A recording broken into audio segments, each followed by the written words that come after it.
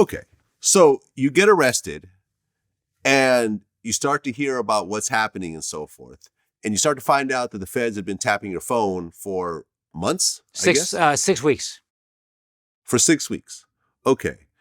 And there's one part of the phone call that really stood out. And that's when you're on a recorded call saying, you're talking about the Senate seat for Barack Obama, who, is currently vacant. You said, I've got this thing and it's fucking golden. I'm not just giving it up for fucking nothing. It's a fucking valuable thing. You just don't give it away for nothing. If I don't get what I want, I'll just take the Senate seat myself. That's right. And that I'm known for that phone call. I'm known for saying this is fucking golden. I'm not giving it up for nothing. And the context of it is politics. And what you don't hear is the rest of the tape. They just play that.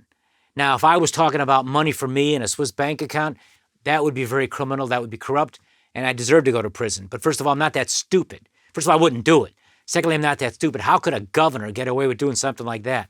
To sell the Senate seat of a United States senator and a guy who's going to become the president of the United States, who also is historic because he's the first black president in American history. So you'd have to be out of your mind to even think you can do something like that. No, the context of it was that the night before, on election night, that magical night that I talked about moments ago, where President Obama was about to speak to 500,000 people and the whole world was watching him because he was the first black president in our history. I was backstage where all the other political leaders were, and I was approached by a labor leader by the name of Tom Balanoff, came up to me and said, and he testified at 2 trials under oath saying this, because they didn't convict me the first time on their fake charges.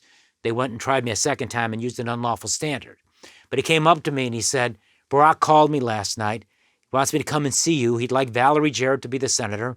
He wants me to set up an appointment and come and see you to see what you want. In other words, make a political deal, horse trading, which is how the business works. So the next day is when I had that conversation where I said, this is fucking golden. I'm not giving it up for nothing. I ran that day, that morning, and I remember I was stretching. I was on my family room floor, cooling down after the run, and I was on the phone, laying on my back, talking to one of my advisors about the Senate seat, talking about how Obama wants to make a deal. And some had suggested, don't even make a deal, just give him whatever he wants. And that's where I said, I'm not just going to give him anything he wants. We're going to make a deal here, something that's good. And of course, lawful. It was just assumed it would be lawful, not something corrupt like how they made it sound. And the reason they've blocked the tapes to this very day is because they're lying motherfuckers and they're corrupt motherfuckers. Because if they were telling the truth, they would play those tapes. They only played 1% of the tapes. They chose snippets, selective snippets of conversations out of context.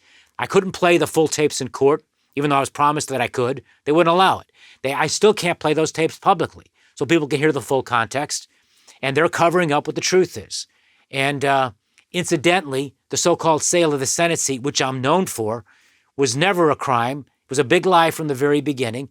And the appellate court eventually, on the 22nd of July in 2015, after I had spent 4.5 years in prison, reversed those charges. They vindicated what I said from the very beginning, that it was a big lie, that that those things weren't crimes.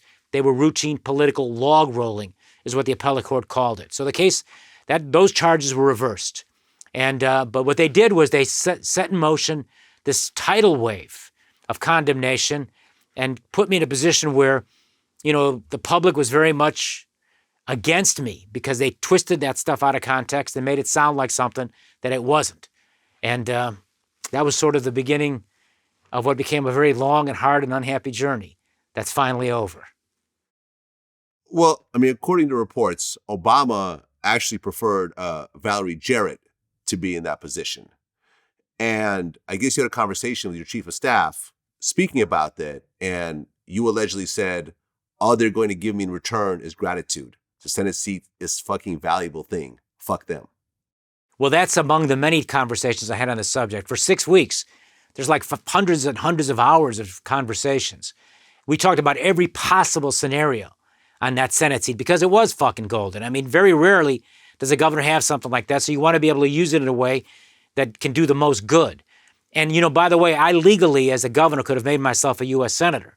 the governor can legally appoint himself or herself U.S. senator. So I could have simply said, I'm the senator, and that's the end of that.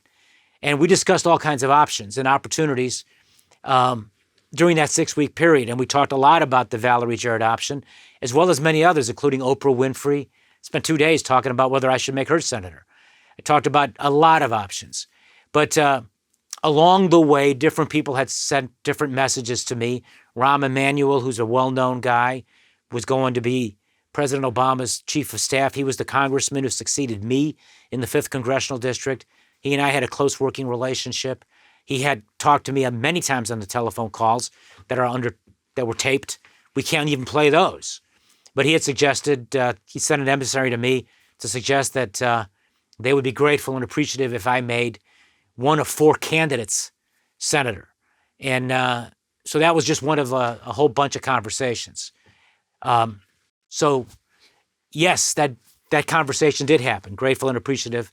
He did send someone to say that, if in fact the guy that said it was telling the truth. Sometimes, I learned later on after hearing some of those tapes, a lot of those people were just lying and telling you things that they thought you'd want to hear, or they were saying things that would cover themselves. But that was on those tape recordings, what you characterized.